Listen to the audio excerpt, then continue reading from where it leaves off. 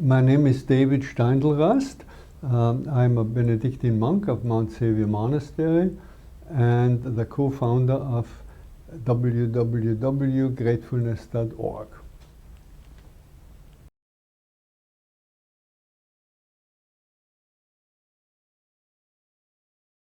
Well, let's start with the definition of prayer, the most classical definition that you learn in Sunday school, and it is the lifting up of heart and mind to God.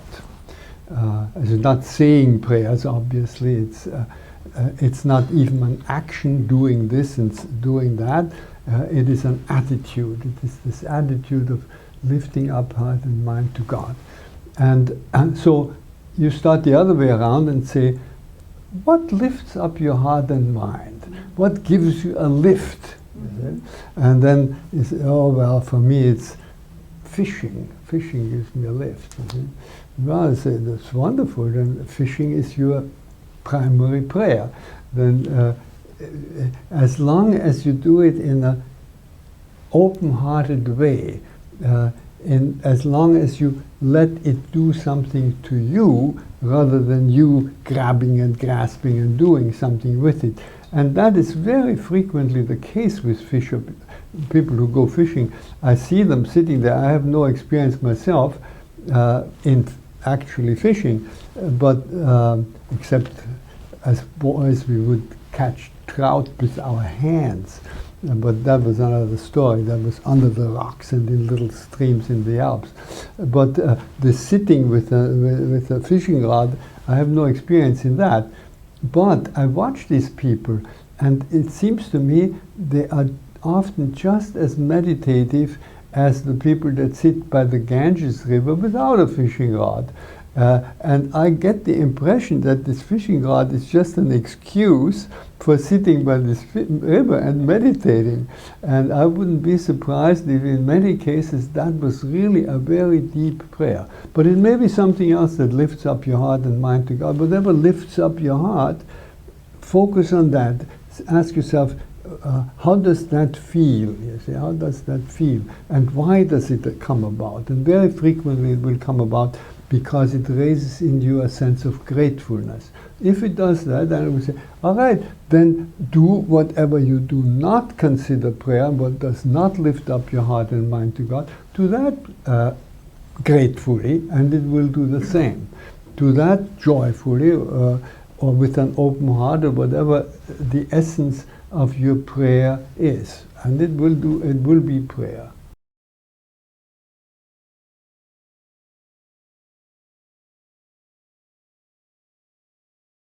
I grew up in Austria in the Alps.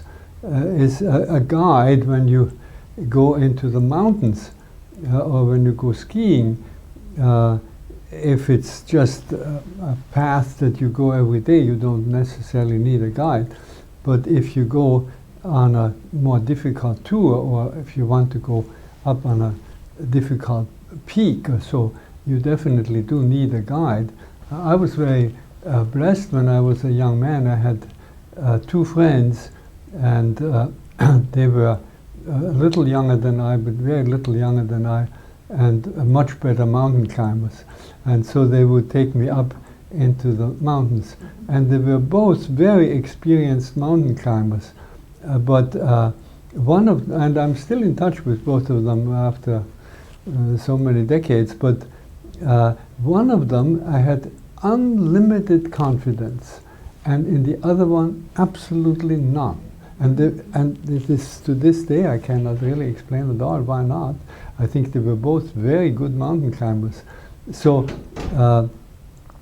this belongs to the image.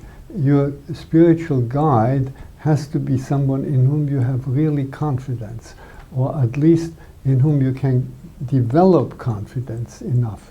The guide will only be able to help you and guide you if you provide something in return, and that is confidence, trust.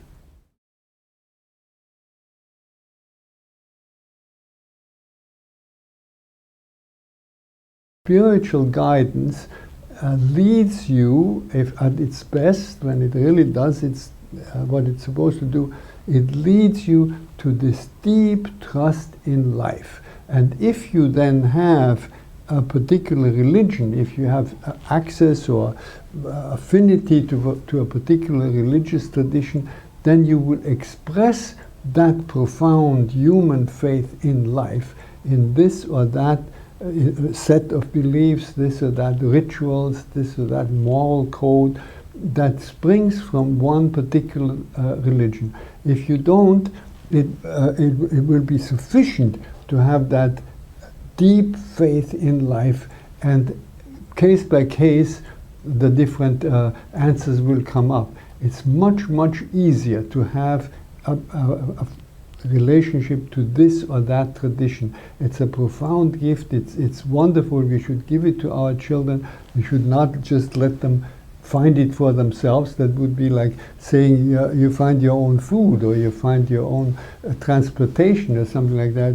It takes a very long time to invent all these things that generations have invented. So a spiritual tradition is a tremendous gift, but it's not of the ultimate importance. The ultimate importance is to find that deep trust in life, and that we mediate to one another, and the spiritual direction is part of that mediation, but every human being does it to all others by showing ourselves trustworthy.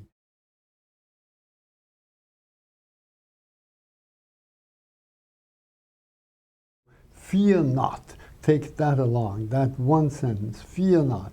Do not repeat anything that creates fear in others, and make yourself fearless. And that will change the world overnight.